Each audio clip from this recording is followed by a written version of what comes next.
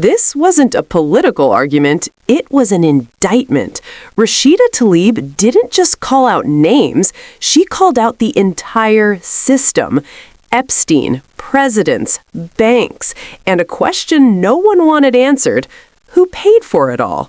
Watch closely, because this hearing just exploded. Recognizes Ms. Tlaib from Michigan. Mr. Chair, I think many of us were there with the survivors, and I'd like to bring them into the room because I think it's really important. You know, it's not just one president, but now two that have been connected to the Epstein sex trafficking. One of them even testified about walking into the house, the butler opening the door, there's administrative assistant, having no idea she was walking into a horrific scheme that was sending young girls to the powerful, to the rich, the elected officials. And one of the first pictures she said she saw was of Clinton with his arms around Epstein. She saw another one of Trump with Epstein. And I just remember her almost trying to convince us, like, understand that I had no idea, as if somehow she was guilty. Do you all remember that? Yeah. And so I'm here to tell you, I'm ready to vote, but I'm also just taken aback and disgusted because I didn't need a birthday card to say the President of the United States, current President of the United States, had something. I didn't need to see the photos by the chairman today of Clinton. All I needed to do was hear the survivors tell us, please do something. These are people that have impacted their lives forever. But I just don't understand, Mr. Chair, and this is with all due respect, I just don't get why Bondi cannot be held in contempt, why we're not for it. I don't care if she says that she wants to plead the fifth. So what? Do it in front of the American people. Same thing with Maxwell. She's telling the committee she's going to plead the fifth. Fine. Have her come before this committee to do it in front of the American people. The fact of the matter is, are you saying that if anybody wants to plead the fifth, they don't have to be forced to come before this committee? That doesn't make any sense. What excuse is that? That doesn't make any sense. The fact that I continue to tell you all, what is the most consistent thing survivors have asked us to do? Follow the money. How come we haven't forced JP Morgan Chase before this committee? How come we haven't allowed Bank of America to come before this committee? Mr. Chair, it is so disgusting. And this is why everybody's so distracted by this whole thing of like, oh, you know, the Clintons, Trump and everything. But who was funding it? Literally, JP Morgan turned a blind eye to evidence of sex trafficking even after his 2008 conviction. Hear me out. After he was convicted, they still hid suspicious activity reports that should have been reported. You know, you see the fact that continuing them saying, well, in 2028, agreed to pay what, $290 million to settle a lawsuit? I don't care. You come here, and because it's the truth, you all. You guys got to realize Epstein's not the last person.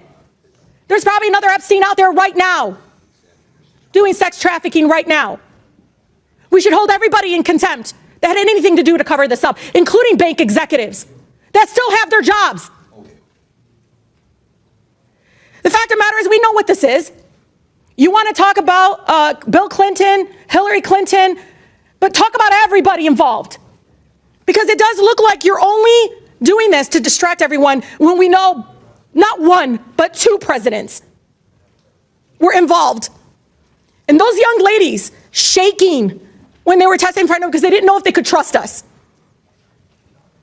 Some of them literally said, we had no idea what we were walking into. But they were connected to the rich. They were connected to the presidents. You heard them say that over and over again. But one of the things they continue to say is follow the money. Because, Mr. Chair, Bill Clinton, Donald Trump, JP Morgan, all these people, they will not be the last folks that allowed a sex trafficker to harm young women, children. And so we have to set a very good precedent that we will not sit back and say, well, Maxwell's going to plead the fifth, Bondi's going to plead the fifth. I don't care. You're a public servant. Come before this committee. Maxwell, you were directly involved. How many times did the survivors mention her? How many times? Saying that she lured them in. She was primarily involved. And Mr. Chair, you and I had conversations.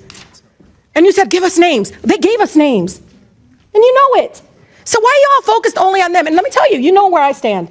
I will hold anybody in contempt that will not give us information. I don't care how many lawyers they bounce up on us. But I'll tell you, Mr. Chair, shame on us for not forcing Bondi before this committee. Shame on us for not forcing Maxwell before this committee. Shame on us for not forcing JP Morgan Chase to answer questions that many of us have of $1.5 billion in suspicious activity. Because somebody had to fund this madness, this horrific actions by these men. With that, Mr. Chair, I yield. And, Ms. Tlaib, if I may respond to some of that before I recognize Ms. Boebert's next. Okay. I believe with all my heart you are as sincere as anyone on this committee about wanting to get answers about the truth. And I believe your heart is pure.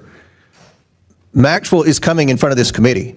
And But we've when? tried. No, let us decide that today. When? Like Well, when? it's nailed down. February what day? The 9th. She's February coming 9th. and you'll be able to ask her questions. That's one of the things Clinton wanted was only me and Garcia. Maxwell's coming. Anyone who wants to ask her questions on this committee will be able to. So that's. No, I think the American people want answers from President Clinton. I'm not trying to argue with you, Mr. Tlaib. I just want to respond to. Pam Bondi is coming before Congress in 2 weeks. I am confident she is going to be grilled by both parties on the discharge petition. If you didn't want, I don't want to, and Ms. Randall, you mentioned something about the Judiciary Committee. Believe me, I don't want to work with the Judiciary Committee on any investigation, okay? But when we passed that discharge petition, that got them involved. But we had an outstanding subpoena. Just let me explain. Pam Bondi's going to be in front of the Judiciary Committee. We'll see how that goes. We'll see if there's been a document dumped. Mr. Chair, we can't after that. forget the And then banking institutions either. the last thing, this is the most important thing. Months ago, I approached Ms. Tlaib, Ms. Lee, and Ms. Stansberry, and I said, please, if you all get a chance, and I know you all are all sincere, try to get some names from these women, and we will continue to try to get documents. Mr. Chair, If I didn't Mr. want Chair, to know let's that, follow if we the didn't money. want to, Let's Ms. bring these Tlaib, bank Ms. Tlaib, you're out of executives- order. I'm just we want to hold everyone accountable. We don't care. We don't care if they're billionaires. We don't care if they're Republicans. We don't care who they are. Do you agree to work with me, though? We got to get the bank executives here. Because, Mr. Chair, you and I know that this is still being funded in some other way. Epstein's dead. But we know there's another person out there doing the same thing. We know it because the banks cover it up. These suspicious activity forms were literally these reports that had to be filed. They were there for a reason. So we can stop. And last thing, and then I'm going to open it, I think, to see if there's any other members, but we are going in looking at suspicious activity reports, both Republicans and Democrat staffs going in looking at suspicious activity reports as we speak. I'm all about looking at suspicious activity reports. Now, time's expired. Does any other member seek recognition? Mr. Fallon from Texas. This wasn't a routine congressional exchange. This was a moral confrontation. Rashida Tlaib didn't come armed with talking points. She came armed with survivor testimony, anger, and a question that's haunted Washington for years. Why are the powerful always protected? She made it clear. This wasn't about red versus blue. It wasn't Clinton versus Trump. It was about accountability versus silence. Tlaib called out the hypocrisy directly. If ordinary Americans are dragged before Congress, why do billionaires, bank executives, and political elites get delays, excuses, and legal cover? She demanded what survivors have been asking for all along: follow the money.